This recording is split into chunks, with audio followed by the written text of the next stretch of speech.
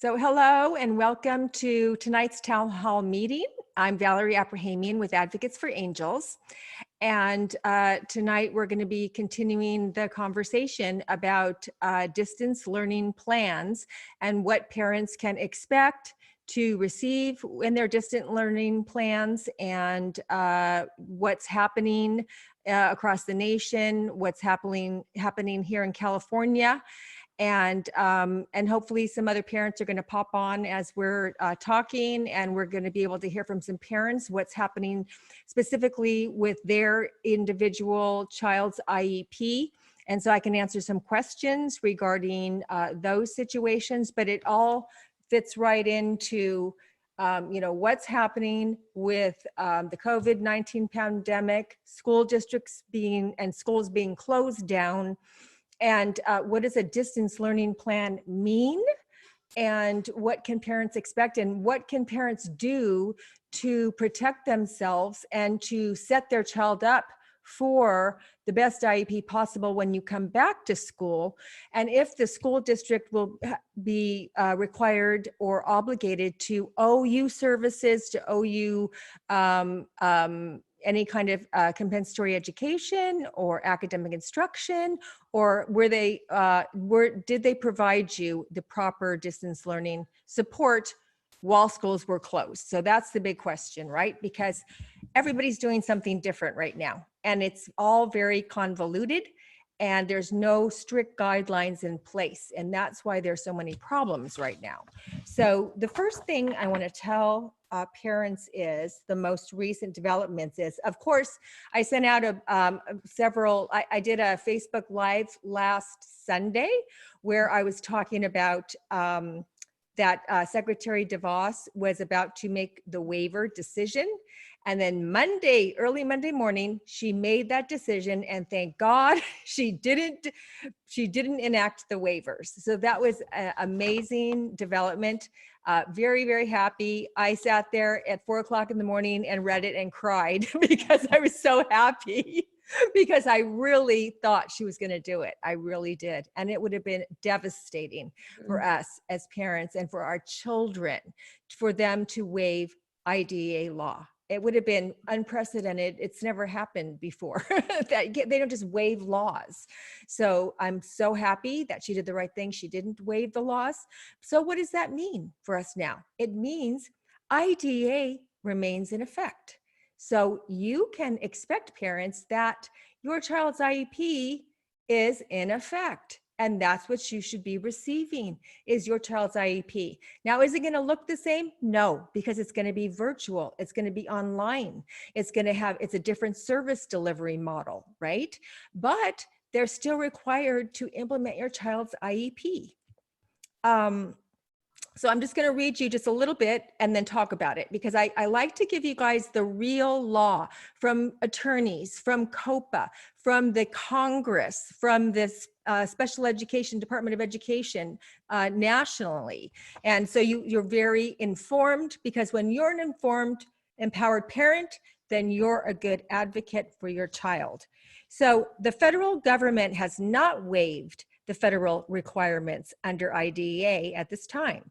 Local educational agencies are encouraged to try to adhere to federal timelines to the maximum extent possible.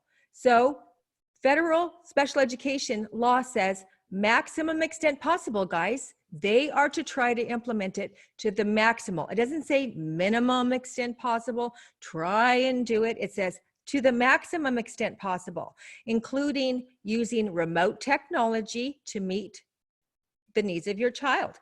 So while each district handles the process differently, and we've seen that each district is handling it a little bit differently, we have seen certain school districts have success with holding IEP meetings through telephone and video conferencing. So you should expect to have your child's IEP meeting scheduled. If you have an annual coming up, a transition meeting coming up, if you had something that you said an amendment was supposed to happen before school shut down where, oh, we're going to meet in 2 months, and that 2 months ended up being in March or April or May, you can have that amendment meeting. There shouldn't be a reason not to, unless you as a parent choose to say, you know, I really don't feel comfortable having it right now, so I'm going to wait till schools reopen.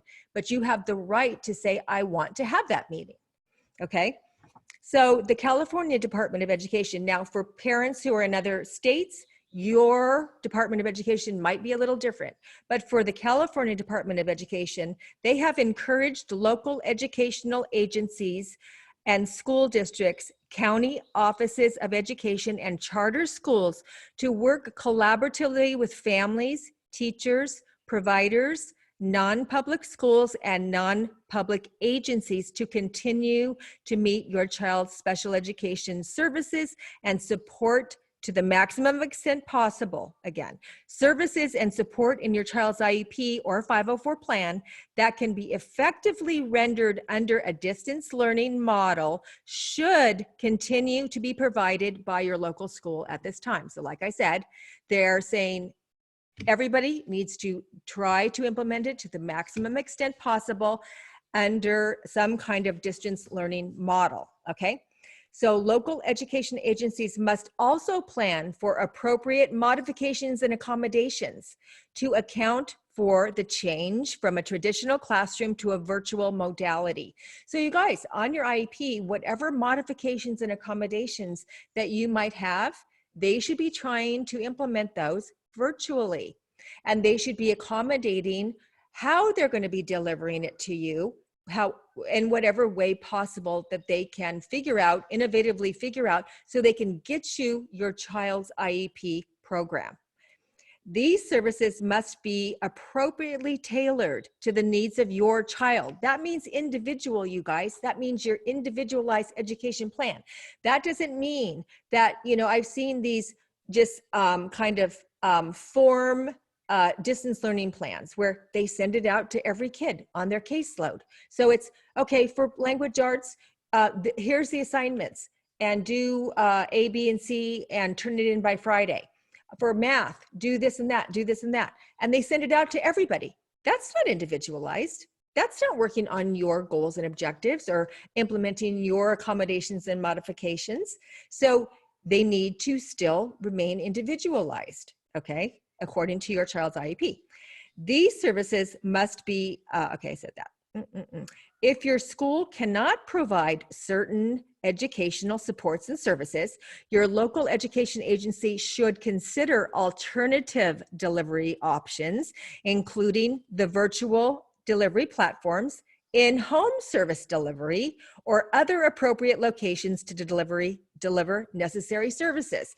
So several ABA agencies, they are willing to go to the home to continue to provide ABA.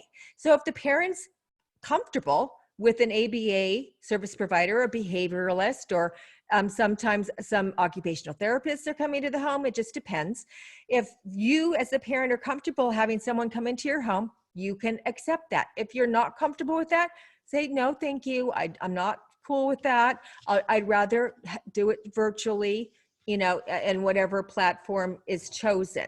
But some service providers are able to come to the home. If that agency is saying, we're sending our people out to the homes, then that agency is providing that. And then it's up to you how you feel about it, okay?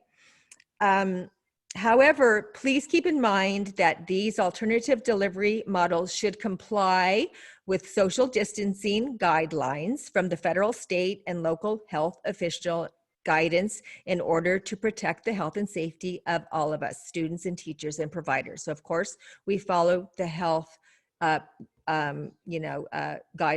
and the best practices, of course.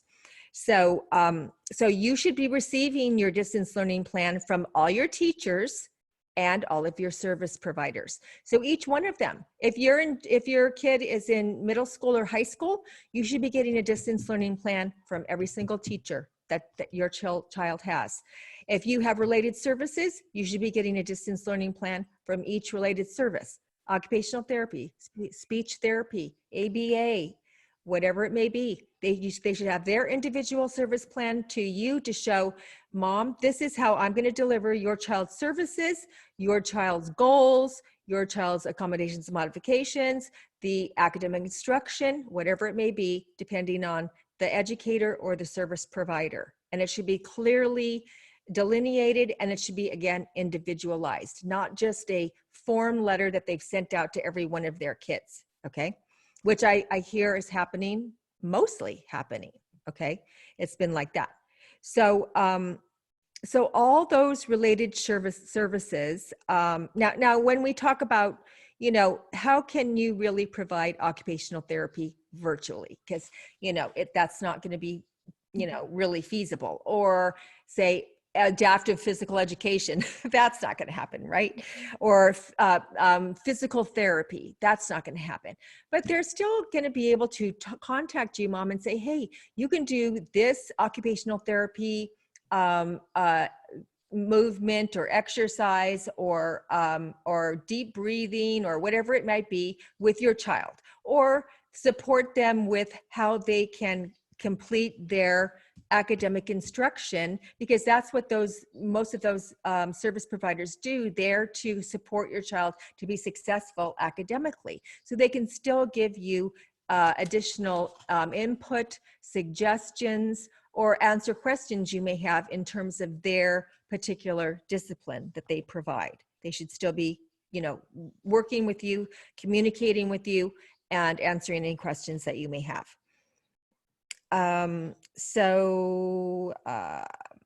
Distance learn plan should not be a check.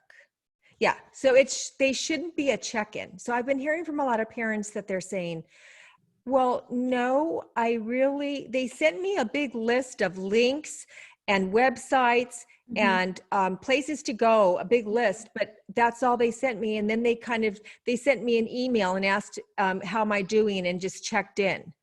And that's not a distance learning plan, right?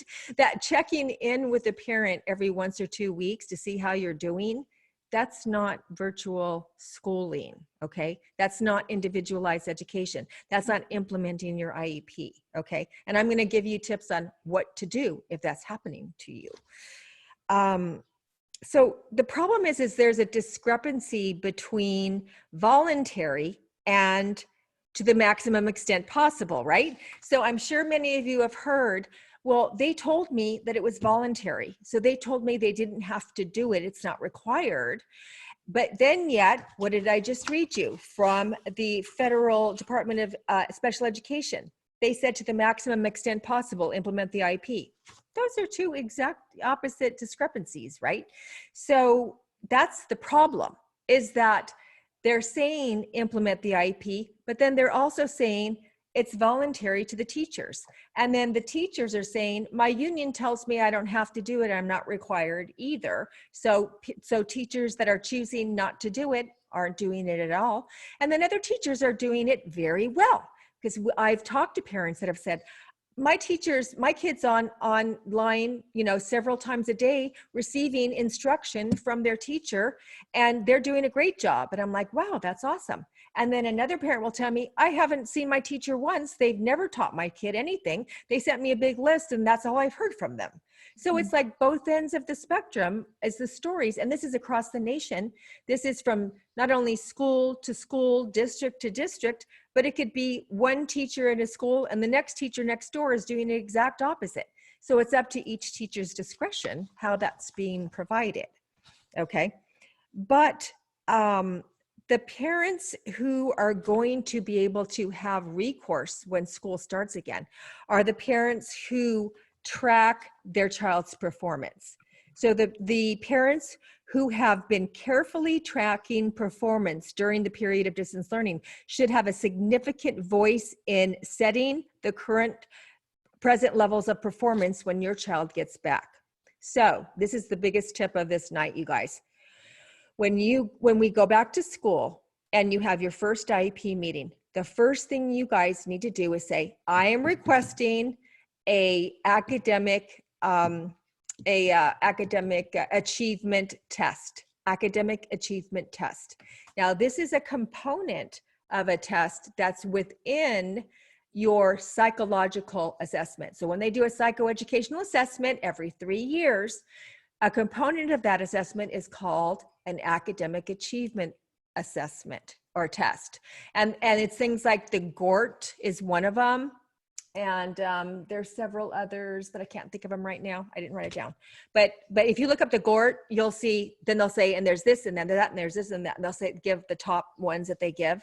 So it will be one of those tests, and it's going to give standardized tests that are going to give you current standardized test scores for where your child is in math, in reading, in writing, in spelling, in reading comprehension, all the way down the board, every area of academics. And then you're going to be able to compare where your child is performing now compared to where your child was performing before they left school.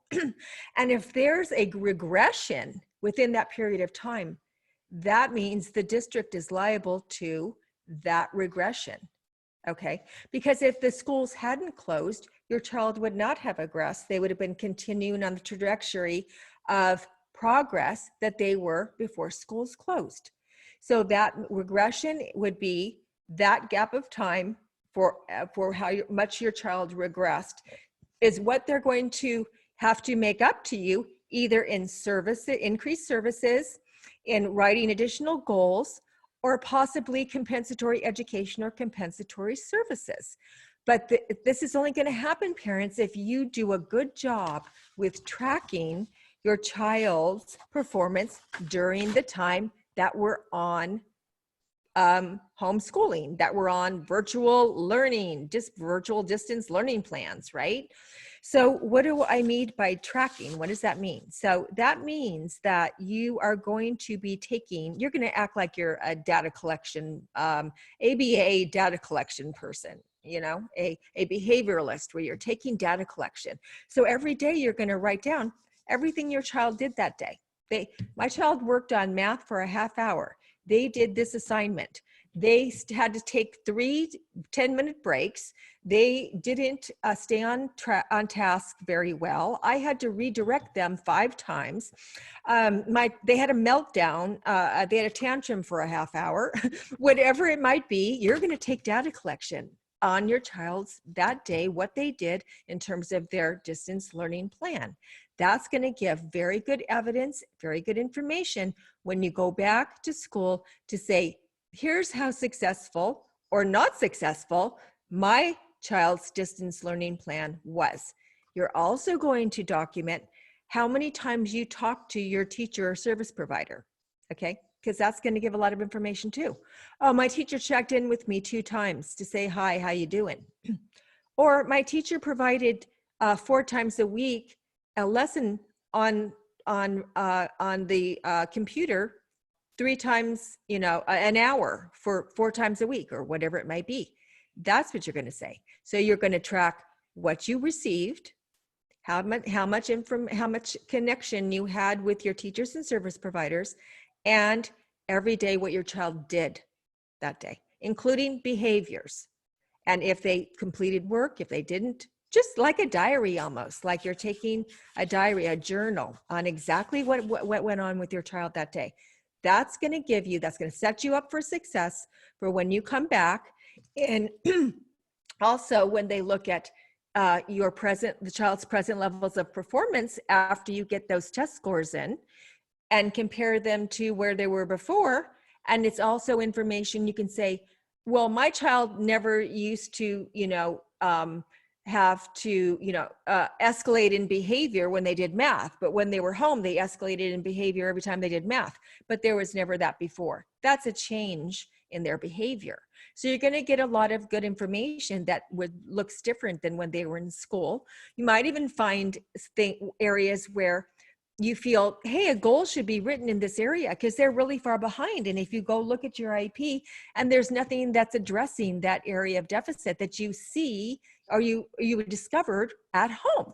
So you're actually becoming like a real equal member of the IEP team now, parents. You have the opportunity to really get to know your child's IEP intimately because you are working with your child every day, and you should have your IEP out and looking at it and seeing what the goals are, what the accommodations are, and seeing, you know, are they giving me that? And it's going to give you a good opportunity to really get to know your IEP even better than you did before. So before we started, I was talking to Hala, and she was sharing with me about the fact that she has an annual coming up. Mhm. And Hala, do you want to fill us in on that situation? Yes. So I have two kids. They had an annual that was scheduled for earlier this month. And I tried reaching out to the district a few times. They said, you'll be hearing from us. Just wait for the letter in the mail. The day came and went, and I never heard. And finally, I reached out again, and I said, you know, I need some more clarity. No one told me anything's canceled. No one told me anything's postponed. I know a lot of districts are doing virtual online meetings or over the phone. Yes. So where are we at? So then they called me in person, and they said, they're sending out letters. I should be getting them soon. And because my boys are in kindergarten, they're going to be focusing on the transitional meeting, which is more important. And the annual, they're going to kind of hold off until school starts, school opens. And I said, well, what if school opens in December? I mean, are we not, and shouldn't they like kind of go hand in hand because annual, transitional? So she told me just wait till you receive the letters and what we're offering, and then you can choose to decline or whatnot. So Okay. Okay. So in response to that, as I just, you know, reviewed, IDEA is still in effect. That means your annual due date is still in effect. Your annual is due the day that your annual is due. So either they're going to be asking you, are you willing to extend your annual due date, or they're going to want to open it maybe on your transition day. This is what I think they're probably going to do. They're going to say, we're going to open your annual on the meeting day of your transition, but we're only going to do the transition component, and then we're going to wait till school buildings open to have your annual. This is what I think they're going to do. Now, you can disagree with that and say, no, I disagree with that. I'm requesting my annual to move forward on the due date, but you need to do this in writing. Okay. It's Because already then, passed. It's already passed. so I would write an email right now and say, I'm writing this email to inform you that my due date was such and such. Right, today's date, my annual is so many days past due. I am requesting that my annual take place as soon as possible. And I look forward to receiving a date to convene virtually as soon as is convenient for the IEP team. And you should also include that you are requesting all of your IEP team members to be there, because they will also, you know, say, okay, well, we can meet, but it can only be the teacher and you, and the principal or something like that. And then that's not acceptable either. You need your whole IEP team there. Now, we have to be flexible because some people might be sick. You know, there might be extenuating circumstances. So if there's a team member that needs to be excused, that's, you know, reasonable, but not your half of your team. Okay. Yeah. And if you let them, you know, slide with that, they'll cut it down to just the smallest amount they could possibly get down. So you just need to, you know, make that comment. I'm requesting all my team members to be there. I understand some people may be sick, but I am requesting that all the team members be there. Okay. And then that is your every right. IDA is in effect, and you have every right to implement your request to have your IEP annual when it's due, and you don't want to wait. Yeah. So then you have it documented in the email. It's legal evidence. Now we'll see how they respond.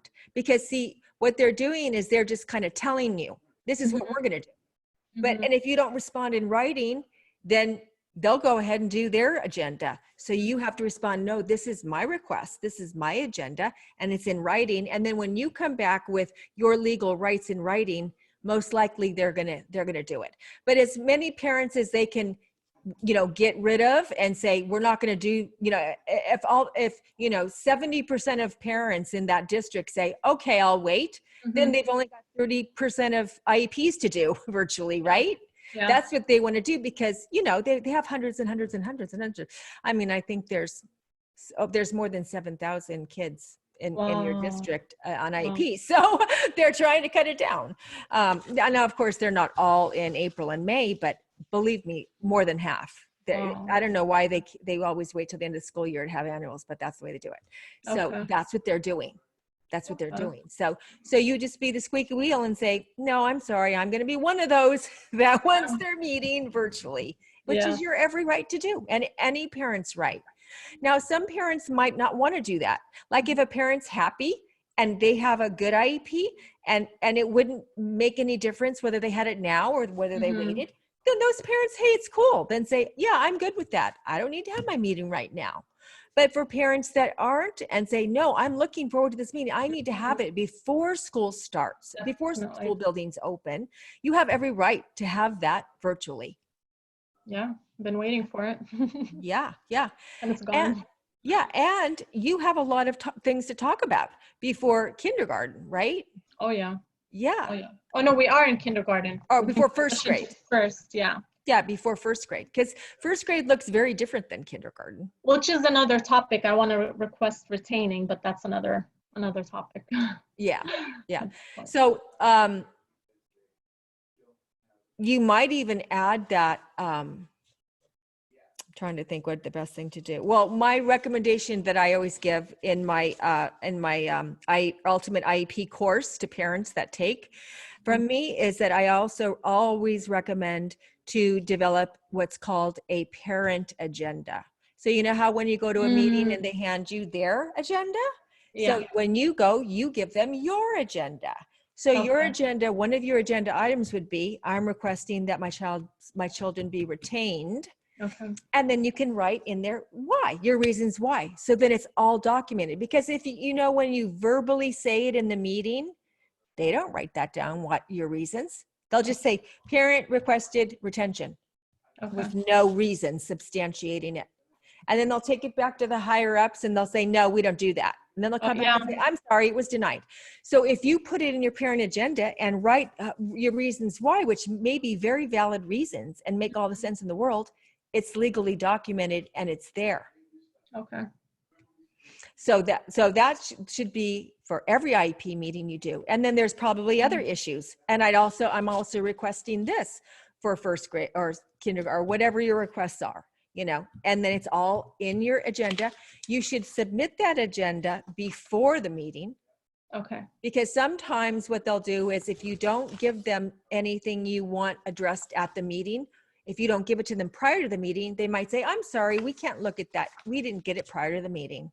Okay. They do that a lot.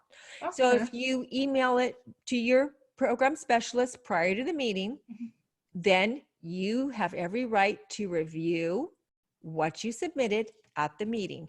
So they'll come in and they'll say, and we received a parent agenda from mom, a couple days ago. And so we'll be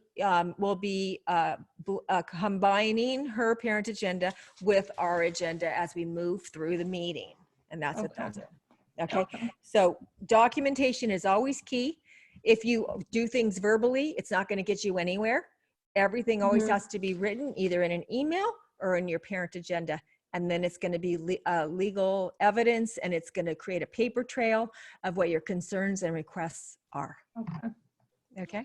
Makes sense. Yeah. Thank you.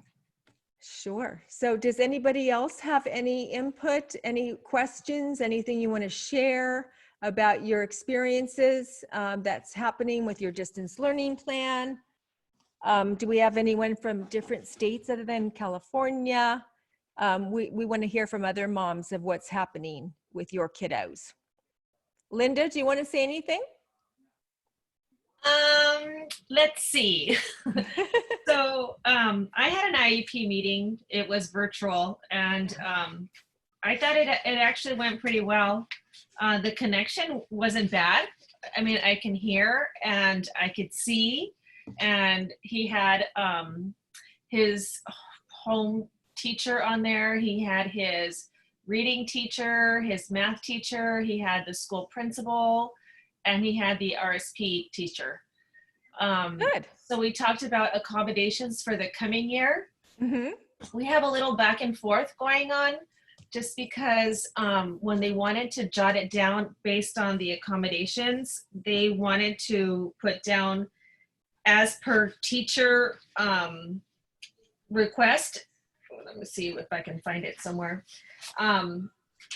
Basically, they wanted his accommodations for 7th grade. He's going into 7th grade. And for him to use specific accommodations to be based on what the teacher thinks that he Yeah. needs. Sometimes when needed. Mhm. Yeah, So when needed. did they agree to take discretion. that off? No, they didn't.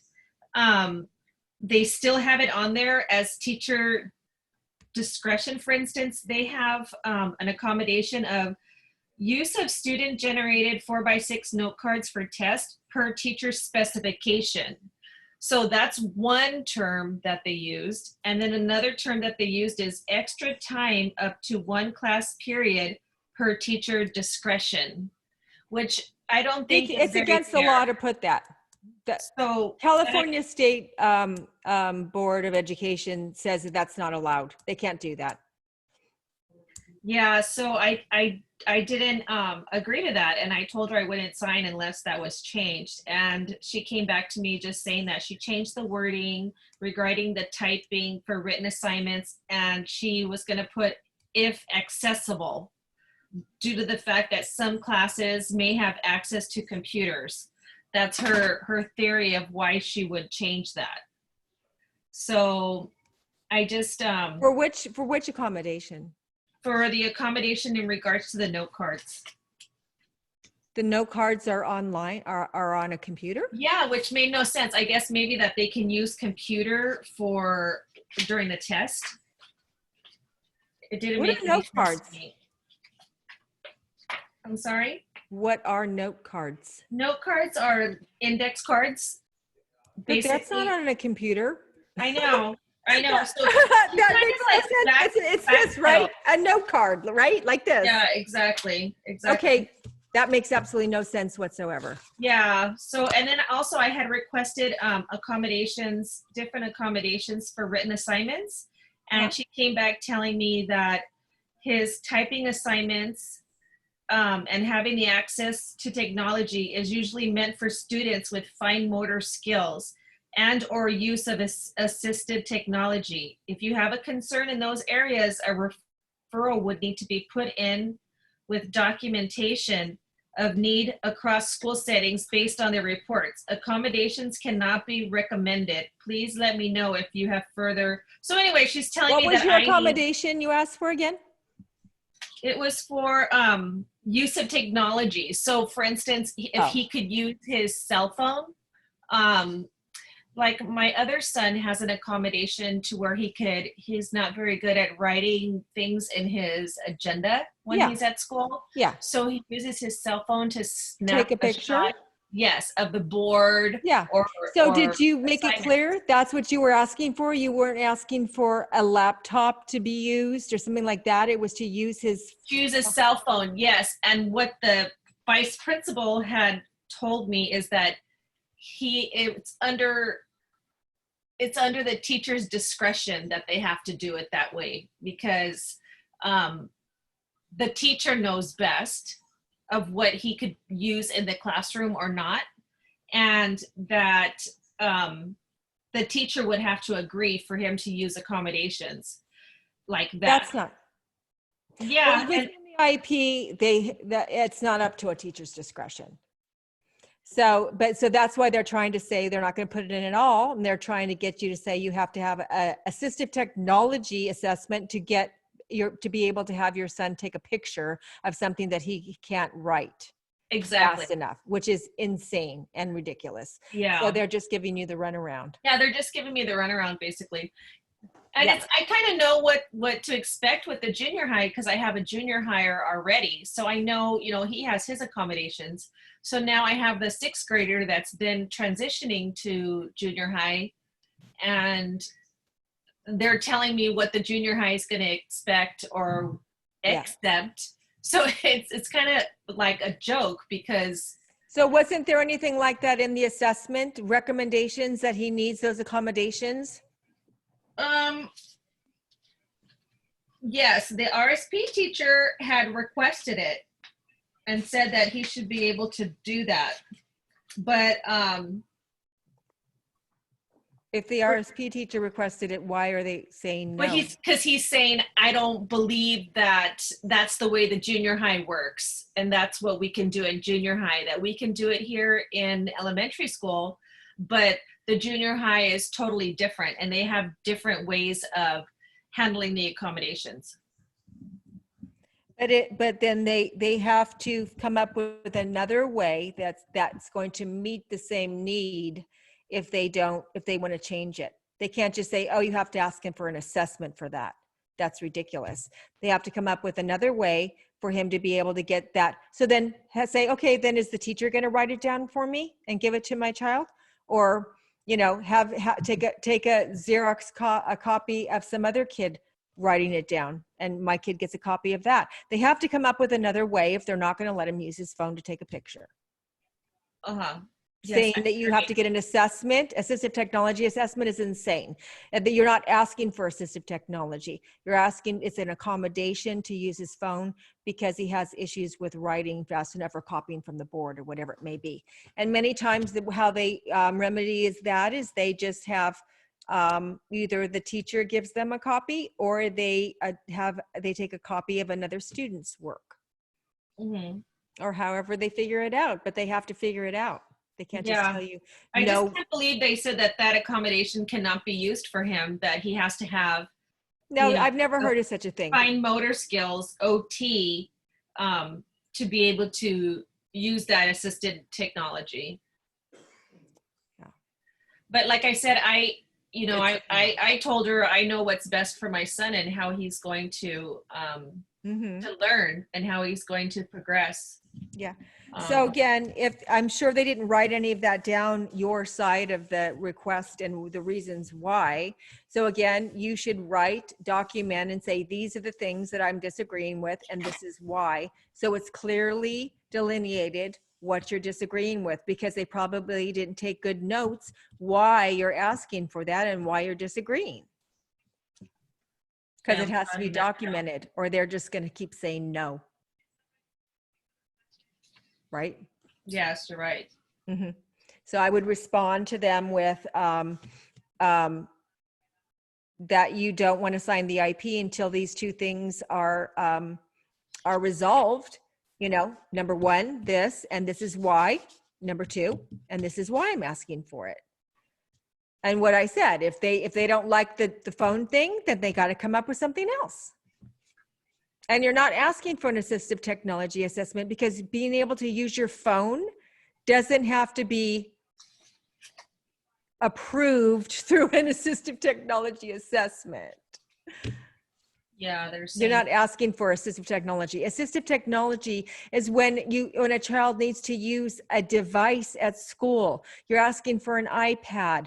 The child needs to have some kind of specialized learning programs on a device that they download into a computer.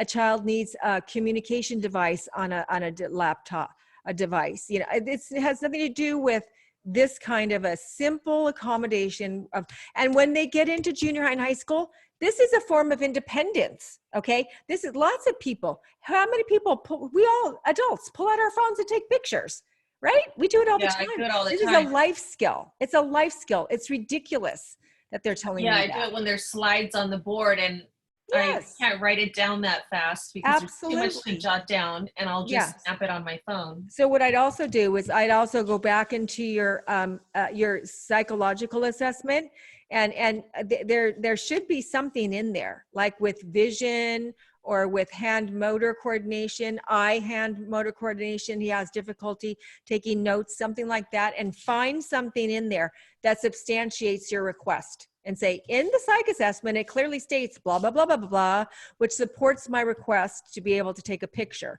If you can't take a picture, then I'm requesting you come up with another alternative to accommodate this deficit. Okay, Okay? I'll do that. Yeah. So that's my experience Okay. so far. And, but what about distance learning plans? What are they doing? So as far as the distant learning plan, both grades are reaching the seventh grader. His general teachers are reaching out. For instance, his math teacher is setting up dates and times for her to call him individually on Google Classroom and meet with him to go over certain math facts that he doesn't understand. So that's going okay, which I think, you know, that's really nice because I could always use the extra help. And then he also has a tutor on 1 day a week for an hour to get that math done. Through the school? No, I'm doing that on my own. Well, that doesn't have to do with your distance learning plan then. Yeah, so What is but he school- needs that in order to complete his math work. Yeah, but that's what you're doing. Yeah, that's what I'm doing. So your teacher is getting on for math twice a week, Once a week once a week for how long? for an hour. That's your distance learning plan. Yes.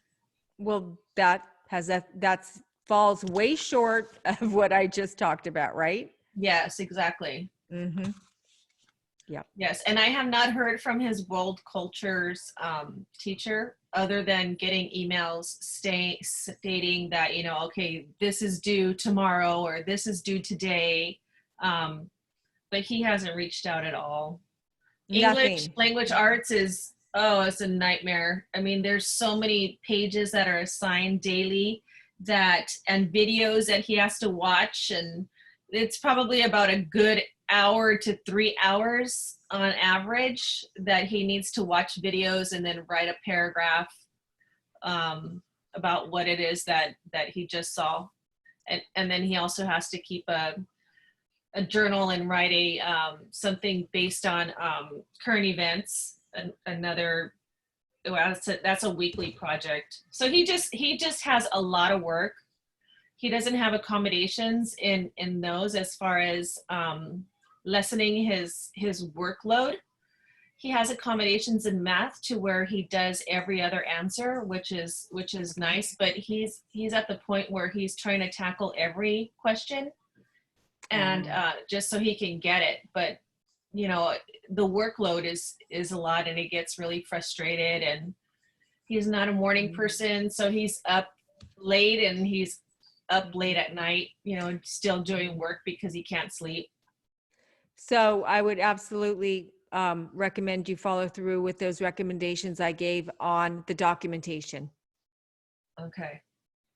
because that's not according to what should be provided at this time. They shouldn't be overloading him with a bunch of busy work to do all by himself independently when he needs all of those accommodations to stay on task and cues to redirect him to stay on task. All the accommodations he has a lot of accommodations in his they're not providing any of them. So you need to do what I just talked about. And also communicate with the teacher, especially that one teacher. Hello, Mr. Whatever. I haven't heard from you at all. It's today's this date. You know, I haven't seen a distance learning plan from you. I haven't received any information from you on how you're going to implement my child's IEP. And then that becomes evidence that that teacher never even communicated with you. Okay. And then keeping a daily log on how long he's working, what he's working on. Yes, I need to, I jot things down, but I need to keep a daily log. I do keep a log, but every time you keep saying to keep a log, it's really empowering me. Like, oh, I could write so much stuff in that thing. Yeah, But, that's going to be evidence to prove that it wasn't a sufficient distance learning plan when he gets back. Yeah, I don't want him to fall behind because it was so hard to get to the spot that he's at now. Exactly. Exactly. And if you don't, then you'll never be able to remember all this stuff when you come back. That's why it's so important to do it in the moment every day. And then you'll have it. I mean, it'll be amazing. The evidence, parents, that you can develop if you really do this will be overwhelming evidence that those certain teachers didn't do what they should have done. It's going to really help you if you do that. Yes, I'm going to do that for Yeah. both kids. Yeah, for both children.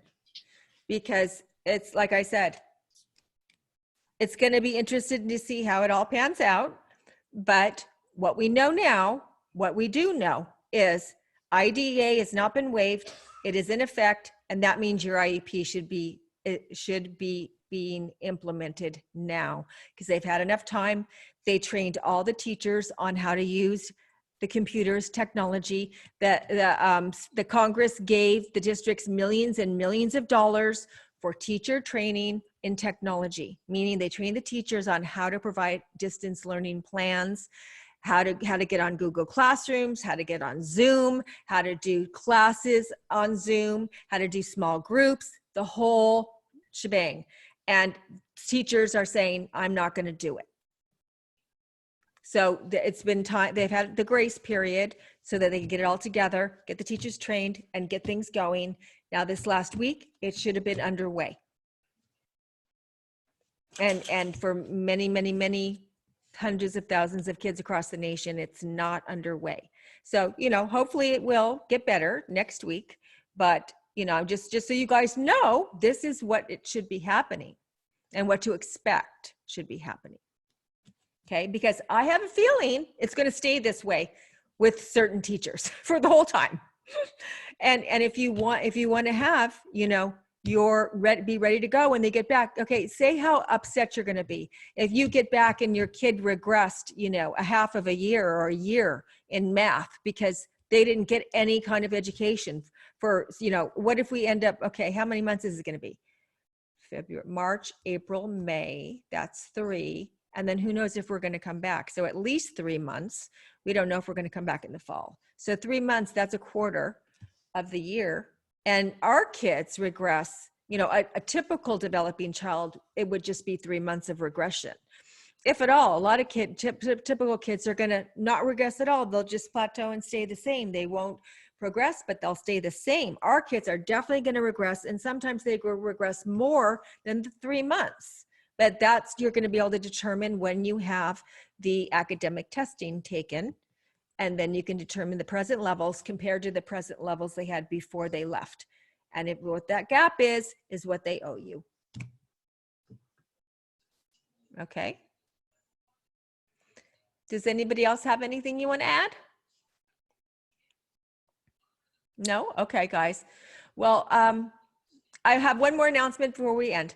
So I'm going to be soon, it's going to be rolling out a membership site that I'm going to be offering parents. So, based on the fact that we have no idea what's going to happen. I mean, people are hoping that school is going to open in the fall. There's no guarantee of that because, there's rumors of, they're not going to open schools till they get a vaccination in place. We don't know when that's going to happen. If schools do open, they might open just partially and have some kids come a little bit one day and then stay home, and then other kids come another day so that there's not a whole school site. They might just keep it virtual. We don't know what's going to happen. So, and plus, I think this has opened a lot of parents' eyes to, wow, my kid really isn't getting what they need, because now you've had the opportunity to sit at home with them and teach them, and you really know now where they're at, because that doesn't happen ever, really, to have you being this intimate with your child's IEP and sitting next to them teaching them. So what my membership site is going to provide is parents to be able to meet with me once a week and be able to talk with me about your individual child's IEP, the problems that you're having, any questions that you have about your child's IEP, helping you to understand more what your parent rights are, going over a lot of information about your parent rights, having me teaching you what your parent rights are, because a lot of parents don't even know I don't know what my parent rights are, right? So you can really understand the IEP and your parent rights and how to be an equal participant at your IEP meeting and not just get bulldozed over and just accept whatever they tell you. So that's why I'm offering this. And a lot of parents can afford to hire me or hire an advocate to actually represent you in an IEP meeting. So this way I can serve a more amount of parents for a much lesser investment. And so it's going to be a membership site. And so it's going to be a particular, and I'm going to be sending out information. I just want to give you the heads up that this is going to be coming in the next week or two. It's going to be called the Informed Empowered Parent Brigade. So Informed Empowered Parent stands for IEP. Brigade is going to be, so I thought that was really cute. So be on the lookout for that. It'll be on my Facebook page, and you should also be getting an email from me on that. If you're not on my email list, make sure you go to my website and put in your email, or you should have put in your email to get on the town hall meeting too. So unless you're just using the Zoom link that I put out before, but make sure you're on my email list. Okay, guys? So you can always ask me a question if you have a question on my Advocates for Angels page, if you want to, before we meet next Tuesday or next Wednesday, I'm sorry. So let other friends know, you guys, that would be interested, that would, want to learn about distance learning plans and understand what's going on right now. I know lots of parents are not happy and are upset about it. And I think parents just keep forgetting, because I have so many parents that contact me and go, I wanted to come to your town hall and I forgot. So let other parents know, okay? So I hope you guys stay well and safe, and I'll see you next Wednesday. Thank you, Thank Valerie. you, Valerie. Good night. Thank you. Take care. Bye. Bye.